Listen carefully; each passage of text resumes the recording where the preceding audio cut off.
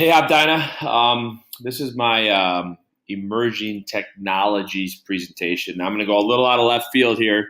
I focus on the Internet of Things, which I found fascinating, and I was also able to connect it to a couple other things that are relevant to what I teach and what I talk about and what I read, and look at why they're important and how they're important.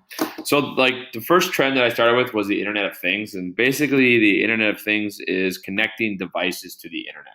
So, if you have a smart device that can turn on or off, or any kind of device that can turn on or off, it is connecting that device to the internet so that people have access to what's going on with that device and what users are doing and how efficient the device is operated and how many devices are working.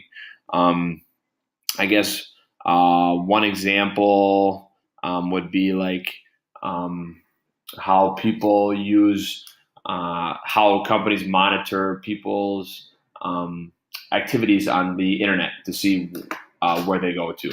It could be as broad as if you have a car that can be hooked up to the internet, um, determining where that car is and what it does and how it's running, and it can be monitored by experts on the internet instead of just the people who own that car.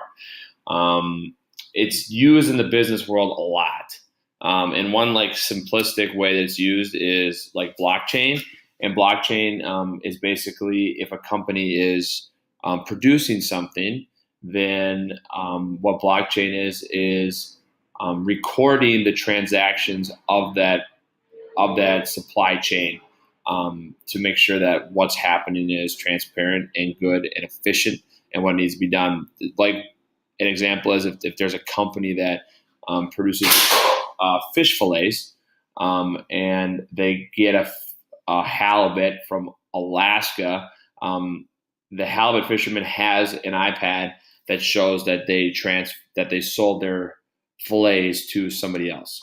And then that person has to record that transaction, and then they have to record the next transaction to the third party. Maybe it goes to some large grocery chain, and so that way, all of those transactions are recorded and open for the consumer, so that they can see that what they get is a good thing. Um, and data mining is basically just like taking wide swaths of information and using it. What companies like Target does to study your shopping trends.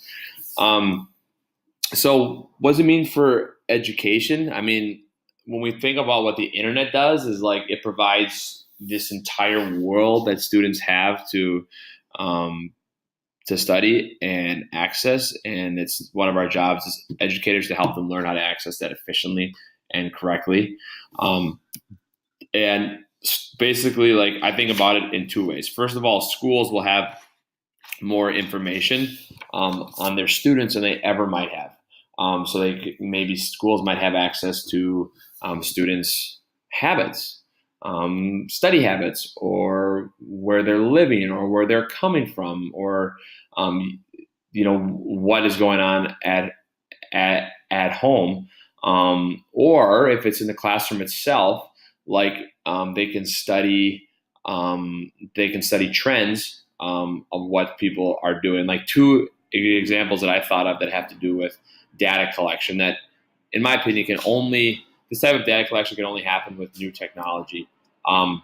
Is the first one is that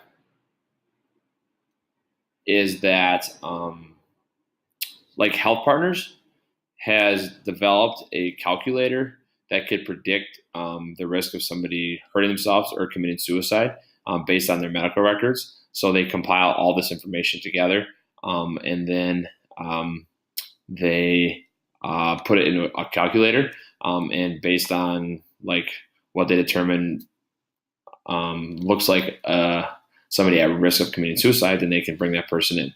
Another one is like a large study about adoption numbers and how they've gone down. These are one, this is data that I could bring to my class and we could talk about trends that happens.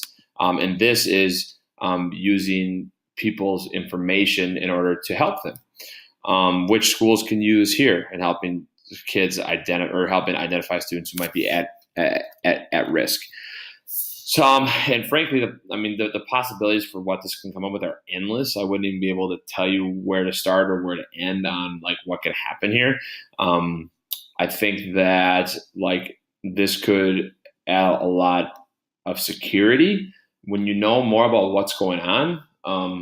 Then you can try and stop what's happening. If there's a threat from a student or a threat from another person, you have knowledge of what's happening based on what they say. It also makes the business world more efficient. There's less chance for waste or skimming. But man, the big question that I have to ask, and I get to ask it in civics class, I'm so lucky, is like the transparency piece of this. Like when you give up your information on the internet, are you giving up the information? Do you lose all rights to that stuff? Should somebody have rights to that stuff? We cling to our privacy in this country like none other. And that's what's made a lot of things great about our country. But it's also, this is a huge risk factor for losing that. And with that, do we lose ourselves and do we lose our government and how it works? So it's going to be a really tough question for us as we move on. And we need to pay attention to it. So thank you. I've enjoyed looking at this very much. I'm excited to talk about it more.